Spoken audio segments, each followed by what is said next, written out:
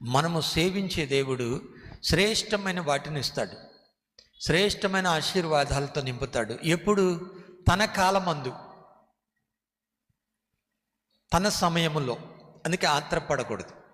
మనం ఉండే పరిస్థితులను బట్టి ఆత్రపడతాం. ఈ లోకస్తుల్లాగా కానే కాదు. పండగ చేసుకునే తప్పు కాదు, సంతోషపడే తప్పు కాదు, దేవుడు మనకిచ్చిన స్థితిని బట్టి. అయితే అనవసరమైన ఆడంబరాలు, అనవసరమైన పనులు చేయకూడదు. ప్రభువునందు ఆనందించడం నేర్చుకోవాలి. నువ్వు ఏ స్థితిలో ఉన్నా ఆ స్థితిలో దేవుని యందు సంతోషించాలి. లేని దాన్ని బట్టి, ఉన్నదాన్ని బట్టి కాదు. ప్రభువు మాత్రమే సహాయం చేయగలడని ఆయన యందు నువ్వు విశ్వసించాలి. అయితే కొద్దిమంది అప్పుడప్పుడు ఏం చేస్తారంటే మానవరీత్యా పరిస్థితులను బట్టి వెంటనే కృంగిపోతారు, దేవుని సన్నిధిలో సణుగుతారు, దేవుని సన్నిధిలో గొణుగుతారు. ఈ గొణుగుళ్ళు సణుగుళ్ళు ఎలా ఉంటాయో నేను మచ్చుకు గొప్ప దైవజనులను గురించి తెలియజేస్తాను. డిజిఎస్ దినకరన్ గారిని దేవుడు పిలిచాడు. ఆయన ఆత్మహత్య చేసుకుందామన్న కాలంలో పిలిచి రక్షించి వారి మామ ద్వారా దేవుని సువార్త అందించబడి ఒక మంచి బ్యాంక్ ఎంప్లాయీగా ఉద్యోగం చేస్తూ గొప్ప సేవ చేశాడు. భారతదేశానికి ప్రవక్త ఆయన.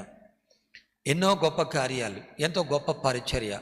ప్రపంచానికి మన భారతదేశం నుంచి ఒక గొప్ప దైవజనుడు ఉన్నాడనే చూడండి గుర్తింపుని, గౌరవాన్ని దేవుడు తన ద్వారా ఇచ్చాడు.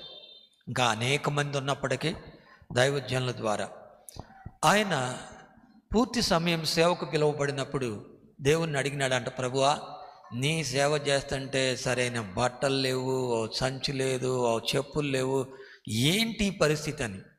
ప్రభు అన్నాడంట, వారిని నేను పిలవలేదు, వారు నా పని కొరకు వచ్చారు, నీకేం కావాలో చెప్పని అడిగి తనకి ఏది అవసరమో దాని మీద ఆ నిబంధన ఒప్పందంతో సంతకం చేసి మరీ వారి ఒప్పందాన్ని దేవుడు కొనసాగించాడు.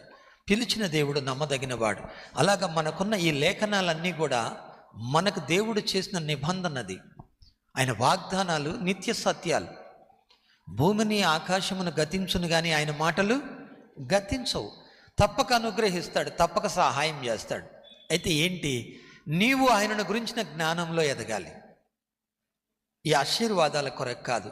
నువ్వు మొక్కుచున్న దేవుడు ఎవరు నీకు అర్థమైనప్పుడు ఆశీర్వాదాలంటే పరిగెత్తవు, అవన్నీ నీ అంట పరిగెడతాయి. నీకు ఏది అవసరమో ఇవ్వబడుతుంది.